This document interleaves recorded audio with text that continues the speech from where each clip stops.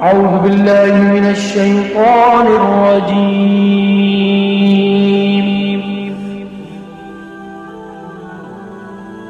بسم الله الرحمن الرحيم.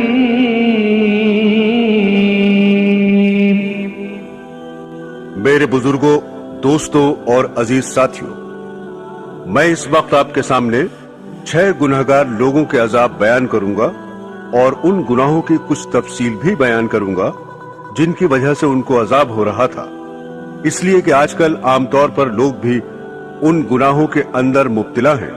اور بعض لوگ تو ان کو گناہ ہی نہیں سمجھتے، اگر گناہ سمجھتے بھی ہیں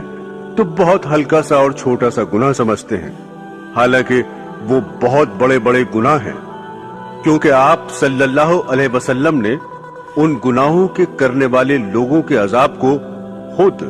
اپنی آنکھوں سے معراج کے موقع پر طرح طرح کے عذاب میں مبتلا دیکھا ہے،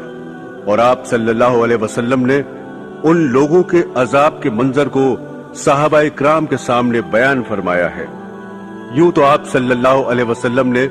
معراج کے اندر اور بہت سے منظر دیکھے ہیں اور صحابہ اکرام کے سامنے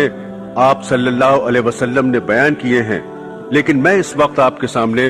صرف 6 گنہگار لوگوں کے عذاب کے منظر کو بیان کروں گا۔ اللہ تعالی ہم سب کی ان گناہوں سے حفاظت فرمائے، آمین۔ ایک منظر تو آپ صلی اللہ علیہ وسلم نے یہ دیکھا جس کے بارے میں آپ صلی اللہ علیہ وسلم نے ارشاد فرمایا کہ میں ایسے لوگوں پر گزرا جن کے تانبے کے ناخن تھے، اور ان تانبے کے ناخنوں سے وہ لوگ اپنے ہی چہروں کو چھیل رہے تھے اور کبھی ان ناخنوں سے اپنے ہی سینوں کو چھیل رہے ہیں۔ میرے دوستو، یہ عذاب آپ صلی اللہ علیہ وسلم نے اپنی آنکھوں سے دیکھا۔ کتنا تکلیف دہ عذاب ہے کہ اپنے ہی ناخنوں سے اپنے ہی چہروں اور سینوں کو چھیلنا اور بار بار انہیں زخموں کو چھیلتے رہنا۔ اللہ تعالی ہم سب کی حفاظت فرمائے۔ دوسرا منظر یہ ہے جس کے بارے میں آپ صلی اللہ علیہ وسلم نے فرمایا، مجھے کچھ ایسے لوگ بھی ملے جن کے پیٹ اتنے بڑے بڑے تھے جیسے انسانوں کے رہنے کے گھر ہوتے ہیں، اور ان کے ان پیٹوں میں سانپ تھے جو باہر سے نظر آ رہے تھے، اور ایک روایت میں ہے کہ ایک خون کی نہر بھی دیکھی جس میں آدمی غوطہ کھاتا ہے، اور جب وہ کنارے کے قریب آنا چاہتا ہے تو ایک فرشتہ جو کنارے پر کھڑا ہے اس کے منہ پر اتنی زور سے پتھر مارتا ہے کہ وہ پھر دوبارہ اپنی جگہ پہنچ جاتا ہے، اور یہ سلسلہ مستقل جاری ہے۔ دیکھیے میرے دوستو، کتنا سخت عذاب ہے کہ پیٹ میں سانپوں کا گھسنا اور ان کا کاٹنا اور خون کی نہر میں غوطہ کھانا، پتھروں کا مارا جانا، کتنا سخت عذاب ہے۔ اللہ تعالی ہماری حفاظت فرمائے، آمین۔ تیسرا منظر یہ ہے جس کے بارے میں آپ صلی اللہ علیہ وسلم نے یہ فرمایا کہ کچھ لوگ ہیں جن کے سر پتھر سے کچلے جا رہے ہیں، ہر بار سر ٹھیک ہو جاتے ہیں اور پھر کچلے جاتے ہیں، اور یہ سلسلہ مستقل جاری ہے۔ بتائیے میرے دوستو، یہ بھی کتنا سخت عذاب ہے۔ یوں تو میں نے کہہ دیا اور آپ نے سن لیا، لیکن ذرا سوچئے کہ اگر کوئی ہماری ایک انگلی ہی کو پتھر سے کچلے اور پھر اسی انگلی کو بار بار کچلے تو ذرا سوچو کہ کتنا درد ہوگا، اور وہاں تو سر کچلا جا رہا ہے، تو بتائیے کتنی تکلیف ہوگی۔ اللہ پاک ہم سب کی حفاظت فرمائے۔ چوتھا منظر یہ ہے جس کے بارے میں آپ صلی اللہ علیہ وسلم نے فرمایا کہ میں کچھ اور آگے چلا تو کچھ اور لوگوں کو دیکھا کہ ان کے ہونٹ اونٹ کی طرح بڑے بڑے ہیں، اور فرشتے ان کے منہ کو پھاڑ پھاڑ کر زبردستی ان کے منہ میں گوشت ٹھونس رہے ہیں جو ان کے پائخانے کے راستے سے نکل رہا ہے، اور وہ چیخ رہے ہیں، چلا رہے ہیں، لیکن ان کی کوئی سنائی نہیں ہو رہی ہے۔ پانچواں منظر یہ ہے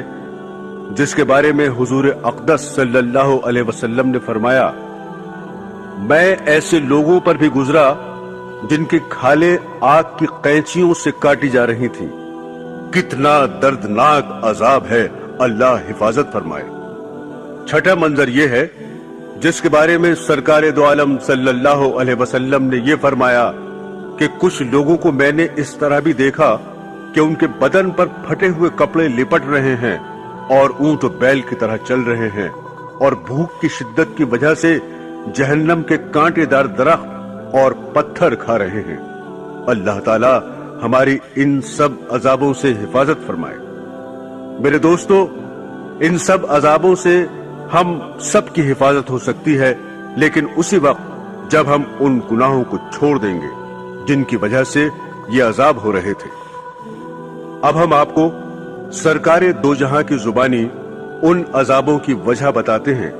جن کی وجہ سے یہ نازل ہو رہے تھے۔ پہلا عذاب جو آپ نے سنا، جس میں حضور پاک صلی اللہ علیہ وسلم نے یہ فرمایا کہ میں ایسے لوگوں پر گزرا جن کے تانبے کے ناخن تھے اور ان تانبے کے ناخنوں سے وہ لوگ اپنے ہی چہروں کو چھیل رہے تھے اور کبھی ان ناخنوں سے اپنے ہی سینوں کو چھیل رہے تھے۔ حضور پاک صلی اللہ علیہ وسلم فرماتے ہیں کہ میں نے جبرائیل علیہ السلام سے معلوم کیا کہ یہ کون لوگ ہیں، تو حضرت جبرائیل علیہ السلام نے جواب دیا کہ یہ وہ لوگ ہیں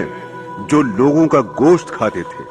یعنی ان کی غیبت کیا کرتے تھے اور ان کی عزتوں پر ہاتھ ڈالتے تھے۔ میرے محترم بزرگوں اور دوستو، ذرا ہم اس کا جائزہ لیں کہ یہ غیبت کرنے کا گناہ آج کل کتنا عام ہو گیا ہے۔ کوئی مجلس اس سے خالی نہیں، کوئی گفتگو اس سے خالی نہیں۔ یہ ایک ایسی مصیبت ہے جو ہماری مجلسوں پر اور ہمارے معاشرے پر چھا گئی ہے۔